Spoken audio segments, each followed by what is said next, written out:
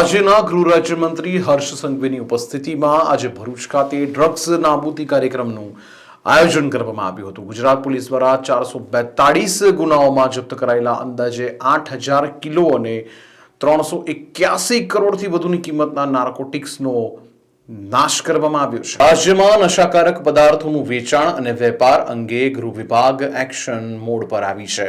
રાજ્ય ગૃહમંત્રી હર્ષ સંઘવીની ઉપસ્થિતિમાં ભરૂચ ખાતે ડ્રગ્સ નાબૂદીનો કાર્યક્રમ યોજાયો હતો, જેમાં ગુજરાત પોલીસ દ્વારા 442 ગુનાઓમાં જપ્ત કરાયેલા અંદાજે 8,000 કિલોગ્રામ અને 381 કરોડથી વધુની કિંમતના નાર્કોટિક્સનો બેલ કંપની દહેજ ખાતે નાશ કરવામાં આવ્યો છે. આ પ્રસંગે મંત્રી હર્ષ સંઘવીએ રાજ્યમાં એન્ટી નાર્કોટિક્સ ટાસ્ક ફોર્સ એટલે કે ANTF-ના વિધિવત પ્રારંભની જાહેરાત કરી હતી. ગાંધીનગરમાં મુખ્ય મથક અને 6 ઝોનલ કચેરીઓ સાથે આ ફોર્સમાં 213 તાલીમબદ્ધ અધિકારીઓ કર્મચારીઓ ફક્ત નાર્કોટિક્સના ગુનાઓ સામે કામગીરી કરશે.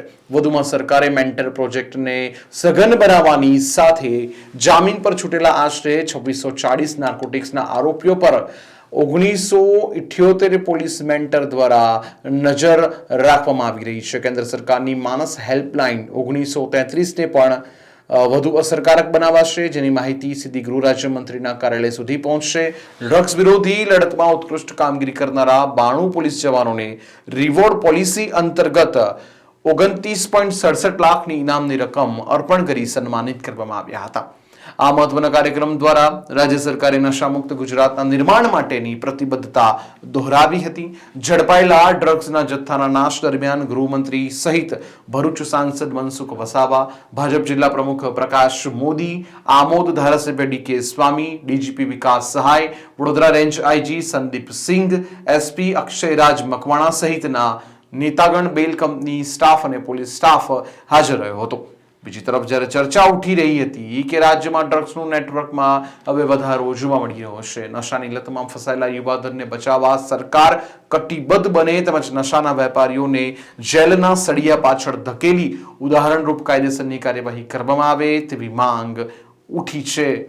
ડ્રગ્સ સામેની લડાઈને હજી વધુ મજબૂત બનાવી રહ્યા છે.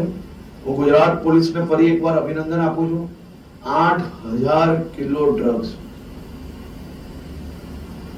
8,000 કિલો ડ્રગ્સને આજે ખાખ કરી લેવામાં આવ્યો છે.